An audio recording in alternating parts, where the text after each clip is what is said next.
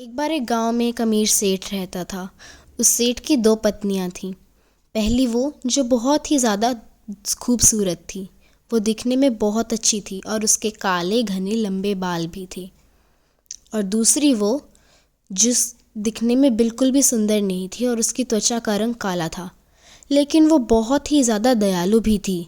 पर सेठ की जो दूसरी पत्नी थी वो बहुत ही ज़्यादा घमंडी थी और उसमें बहुत ही ज़्यादा अकड़ भी थी। एक बार सेठ को किसी काम से बाहर जाना पड़ा और उसने अपनी पत्नियों से पूछा उन्हें क्या। सेठ की सुंदर पत्नी ने कहा कि उसे बहुत सारा श्रृंगार का सामान चाहिए, नई साड़ियाँ चाहिए और इत्र की नई बोतलें भी चाहिए। उसकी बहुत ही ज़्यादा ख्वाहिशें और फरमाइशें थीं। जबकि बदसूरत बहू ने कहा कि उसे कुछ भी नहीं चाहिए। उसकी खुशी उसके पति की खुशी में थी और उसका पति उसके बदसूरत चेहरे को बिल्कुल पसंद नहीं करता।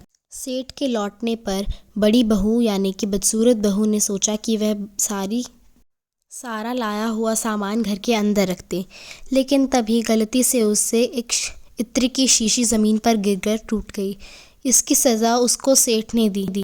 सेठ ने बड़ी बहू को घर से बाहर निकाल दिया और वह जंगल में रहने लगी।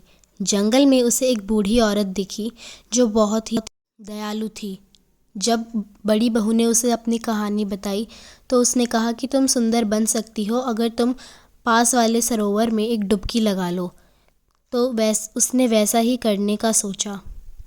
जंगल में पास में एक सरोवर था जिसमें बहुत ही ज़्यादा पानी था, तो उसने भी यही किया। जब उसने डुबकी लगाई और वो बाहर आई तो उसने देखा कि वह पहले से बहुत ही ज़्यादा खूबसूरत हो गई है। घर जाने पर जब उसने ये सारी बात बाहर आई तो वो भी बहुत ही ज़्यादा खूबसूरत दिख रही थी। उसके मन में लालच आया तो उसने सोचा कि वह एक बार और बाहर डुबकी लगाएगी तो वो और ज़्यादा खूबसूरत हो जाएगी, और उसने वैसा ही किया। पर यह क्या हुआ, वो अब सुंदर दिखने के बजाय बदसूरत दिखने लगी थी।